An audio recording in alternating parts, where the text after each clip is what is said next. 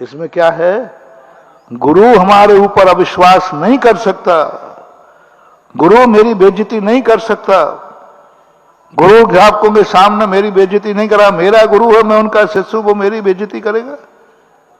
मुझे तो सम्मान दिलाने के लिए देखो कहां से कहां पहुंचा दिया, असहमी से संयमी बना दिया। वो मेरी बेइज्जती क्यों करेगा? नहीं, गुरु महाराज ने कहा है उसी में मेरा हित है। किसमें हित है? निकालने में, निकालने में ही हित है। तुरंत समझ गए? ज्यादा देर नहीं चला था।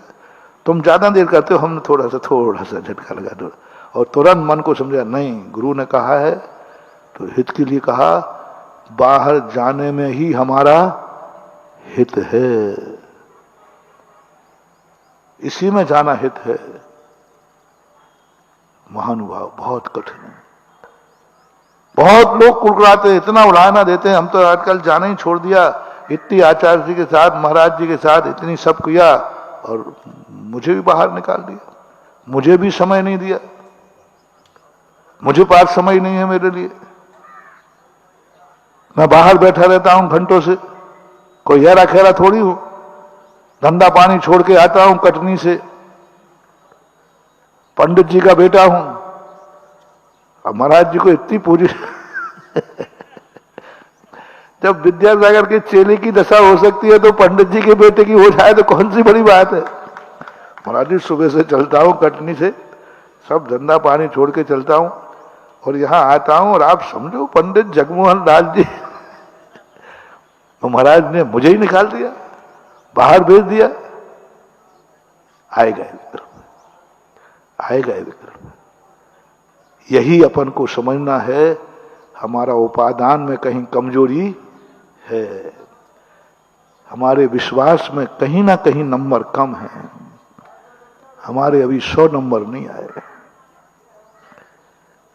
हमारे मन में एक झटका लग गया, मुझे निकाल दिया, मुझे समय नहीं दिया और सबके सामने कह दिया, हमारी क्या इज्जत रहेगी।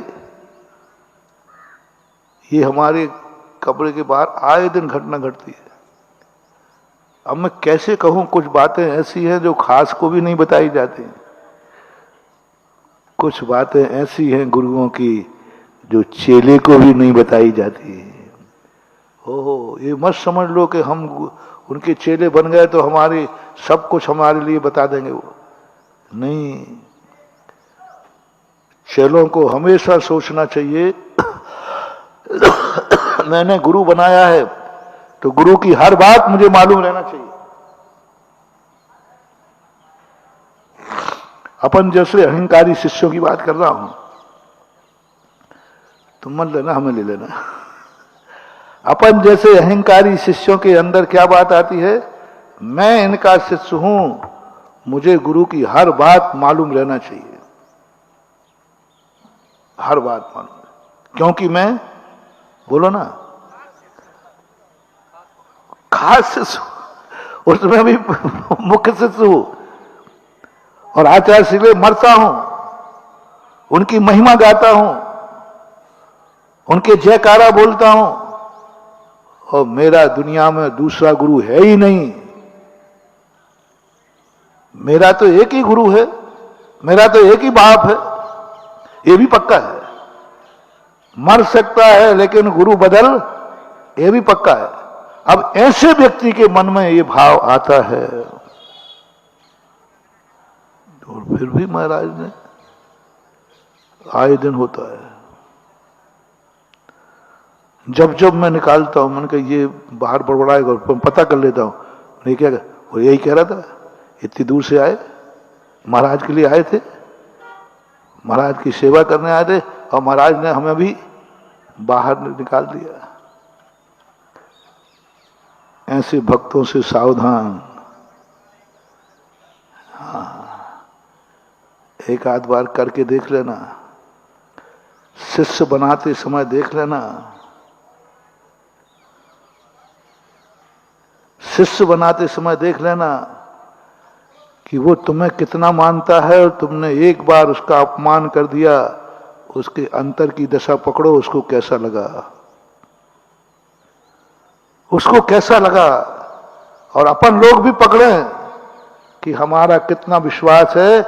गुरु ने ऐसा कह दिया, अब हमारे अंदर क्या घटित हुआ, तुम्हारी श्रद्धा सच्ची है, तुम्हारा विश्वास सच्चा है, और गुरु ने तुम्हारा अपमान कर डाला, कैसा लगा? बस कैसा लगा, फीलिंग बताओ। यदि लगा ये गुरु ने अच्छा नहीं किया, किसने नहीं किया, नाम बोलना उसका, किसने अच्छा नहीं किया, बस खत्म हो गया। ये बोल दो ना, अच्छा नहीं किया, ये मेरे दुश्मन हैं, चलेगा। ये मेरे दुश्मन हैं, इन्होंने अच्छा नहीं किया, मैं पहले ही जानता था जन्म जन्म के दुश्मन हैं, फिर कोई बात नहीं। क्योंकि दुश्मन के संबंध में ऐसा कहना ठीक है कि दुश्मन ने मेरे साथ अच्छा व्यवहार नहीं किया, इसमें कोई बाधा नहीं, कहना ही चाहिए।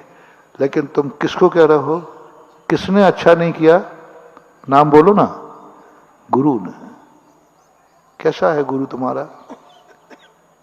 गुरु तो वह होता है रे जो कुछ भी करे वो कभी बुरा करता ही। वैद्य किसने बुरा किया, किसने जहर दे दिया? वैद्य ने, हो ही नहीं सकता। वैद्य कभी मार ही नहीं सकता क्योंकि वैद्य है वो। क्या रामचंद्र जी का विश्वास, कैसा, मुझे तो समझ में नहीं आई। कितना विशाल होगा, कितनी नीतियां होगी। दुश्मन के वैद्य पर विश्वास कर रहे हैं हनुमान जी, उसको उठा के लाए, मार डालता तो क्या कर लेते। अब सुनो रे, तुम लोग कहते हो सतयुग में इतनी हिंसाएं होती थीं, इतने पाप होते थे, फिर भी मोक्ष के दरवाजे खुले थे। क्यों? ये है रहस्य। दुश्मन को चाहे तो मार सकता है लेकिन नहीं मारेगा। यदि उसकी तलवार हाथ से छूट गई तो मार सकता है लेकिन नहीं मारेगा निशस्त्र पे। मर जाएंगे, शिखंडी पर तीर नहीं चलाएंगे। ताश्री का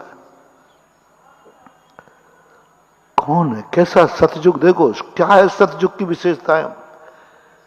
एक व्यक्ति ने इतना कह दिया, बात अकेले आशीर्वाद दिया था, तथास्तु। तथास्तु का अर्थ मालूम क्या है? जो तेरी इच्छा वो पूरी हो, तथास्तु यानी वैसा ही हो। वो अर्जुन जानता था, ये तो अर्जुन जानता था कि ताश्री के पैर पड़ेंगे, ये आशीर्वाद दिए बिना रहेंगे नहीं, बस उसी आशीर्वाद में हम इनको पकड़ लेंगे। तो उन्होंने कहा पाए लागे गो ताश्री, तथास्तु। तथास्तु कह दिया, ताश्री आपका वचन झूठा नहीं होना चाहिए, आपने तथास्तु कहा, वैसा ही हो जो मेरी भावना है। तो अब मेरी भावना है आज कि ये युद्ध जीतना है, और युद्ध जब जीतेंगे जब आपको मारे बिना नहीं जीत सकते। आप मुझे, आपको कैसे जीता जाए, कैसे मारा जाए, इसका उपाय बताइए, तभी तथास्तु आशीर्वाद सफल होगा, अन्यथा आपका आशीर्वाद झूठा। आपका आशीर्वाद झूठा है, आप व्यर्थ में तथास्तु बोलते हो। ताश्री कहने लगे, बेटा मैं ताश्री हूं, मैंने एक बार भीष प्रतिज्ञा है, तथास्तु होगा, जा। कल्पना करना महानुभाव, रोंगटे खड़े हो जाते हैं। अरे वहीं निपटा देता कि अरे तू दुश्मन बन के आया है, तो मेरे मरने का उपाय होता है, एक झापड़ मारते, आखिर था तो पोते।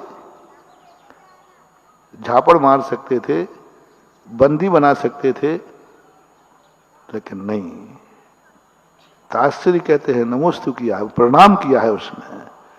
प्रणाम करने वाले पर रोष नहीं, प्रणाम, और मैंने आशीर्वाद दिया है, आशीर्वाद झूठा नहीं होगा। लो उपाय बता दिया, जाओ अर्जुन शिखंडी को आगे कर लेना, मैं मर जाऊंगा लेकिन शिखंडी पर तीर नहीं चलो। पूरी कहानी आपको मालूम है, अपना इतनी सा प्रसंग है। क्या ताश्री को कोई जीत सकता था? कैसा विश्वास, मर गए, लेकिन जो वचन दे दिया तो दे दिया, उस पर पीछे हटने वाला नहीं हूं। मरो तो मर जाएंगे, ये है सतयुग का विश्वास। जय जिनेंद्र। अगर आपको मेरी वीडियो अच्छी लगती है तो प्लीज़ मेरे चैनल को लाइक करें, शेयर करें और सब्सक्राइब करें। Thank you.